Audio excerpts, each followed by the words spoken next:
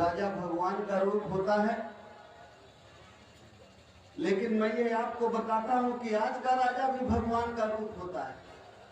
जैसे आप उसे वोट देकर के राज सिंहासन पे बैठाते हैं, सारी शक्तियां उसमें राजा की आ जाती है, कोई फिर उसकी बात को काट नहीं सकता है। जैसे मैं आपको उदाहरण के लिए बताऊं, योगी जी गोरखनाथ मंदिर के महंत है ना, हैं? गोरखनाथ मंदिर के महंत हैं। अगर जब वो महंत थे और वो दरोगा जी से नाराज हो जाते और कहते तथास्थ, दरोगा जी सस्पेंड हो जाए तो होते नहीं होते हैं? वो नाराज हो जाते, डीएम साहब से कहते तथास्थ, डीएम का ट्रांसफर हो जाए, हो जाता। वो कहते तथास्थ, सड़क बन जाए तो बन जाती। और आज जब वो मुख्यमंत्री हैं, आज कहे तथास्थ, दरोगा सस्पेंड हो जाए तो हो जाएगा कि नहीं? हैं? कहाँ पावर है, कहाँ ताकत है? सरकार में जिसको आप वोट देकर के बनाते। जब मैंने आपको ये बात कही कि पुराने जमाने में लोग कहते थे राजा भगवान का रूप होता है, तो मैं ये आज भी बता रहा हूं आपको कि आज भी राजा भगवान का रूप होता है। मैं राजा का चमचा रहा हूं ना, इसलिए मैं जानता हूं। मैं राजा तो नहीं रहा, राजा का मैं सलाहकार रहा, राजा का मैं चमचा रहा, तो मैं राजपाट की ताकत को जानता हूं। अगर हमें गरीब और कमजोर को, इस देश के पिछड़े को, दलित को, किसान को, मजदूर को अगर हक हिस्सा लेना है तो उसको सरकार में भागीदारी निभाना है। जिन लोगों की सरकार में हिस्सेदारी, भागीदारी नहीं रहती, वो धीरे धीरे गुलाम और लाचार होकर के रहता है। तो राजनीति की जो मैं शुरुआत है, मेरी इसलिए नहीं है कि मैं कोई नेता हूं, मुझे कोई एमपी एमएलए बन करके जाना है और थाने में रॉक काटना है, ठेकेदारी करना है। राजनीति मेरी और आपके बच्चों की जरूरत है। अगर राजनीति में भागीदारी नहीं होंगे तो बच्चों को स्कूल कहां से अच्छे मिलेंगे, और अगर पैसे नहीं है तो फिर शिक्षा कौन देगा, और हमारे बच्चों को रोजगार कौन देगा? अगर किसान को ये जरूरत है कि उसकी फसल की कीमत सही मिले तो कौन देगा? ये तय तो सरकार ही करती है, जिसको वोट देकर के जिताते हैं। अगर मजदूर को उचित मजदूरी चाहिए तो ये तो सरकार ही तय करती है कि मजदूर को मिले।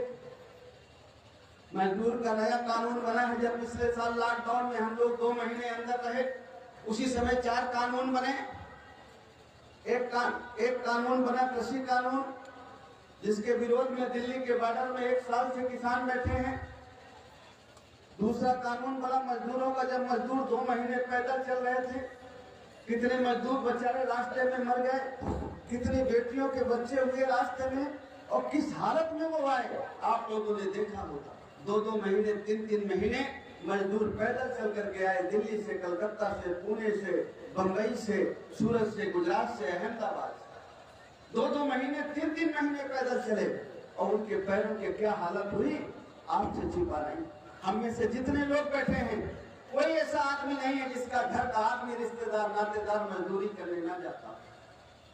लेकिन उन 2 महीनों में सरकार ने बसें बंद कर दी, ट्रेनें बंद कर दी। सरकार के पास इतनी ट्रेनें और बसें थी कि वो 5 दिन चल जाती तो सारे मजदूर अपने घर आ जाते। लेकिन सरकार की नजर में मजदूर और गरीब की तो कोई कीमत नहीं। जब हम पैदल चल रहे थे किसान, उसी समय कानून बने मजदूरों के लिए। अब जो नया कानून जब लागू होगा तो पता चलेगा, अब मजदूर की ड्यूटी 8 घंटे की नहीं होगी, 12 घंटे की होगी। जो 35 कानून उसके हित के थे, वो सरकार ने खत्म कर दिए। उसी सरकार ने जिसको वोट देकर के आपने बनाया। तो मैं इसलिए ये बातें बता रहा हूं कि राजनीति शौक नहीं, जरूरत है। अगर हम राजनीति को ठीक से नहीं करेंगे, अपने वोट का सही इस्तेमाल नहीं करेंगे, जो हमारी बात को रखने वाला व्यक्ति नहीं होगा, जो हमारी पीड़ा को समझने वाला व्यक्ति जीत करके नहीं जाएगा, तो कौन आपकी समस्या का समाधान करेगा? इसी तरह जब हमारी बेटी के साथ बलात्कार होगा, हमारे बच्चे मारे जाएंगे, और जिस आदमी को हमने जिता करके भेजा है वो हमारे पक्ष में न खड़ा होकर के जो जालिम है उसके पक्ष में खड़ा होगा, तो कहां से आपको न्याय मिलेगा? आपको ये सोचना है। अगर हम गरीब हैं, हम चाहते हैं कि हमारे बच्चे को अच्छी शिक्षा मिल जाए, हम फीस नहीं दे सकते हैं, हमारी जरूरत है कि फ्री शिक्षा मिल जाए, तो ये कौन करेगा? ये वही तो करेंगे जिनको वोट देकर के जिता के लखनऊ भेजते हैं।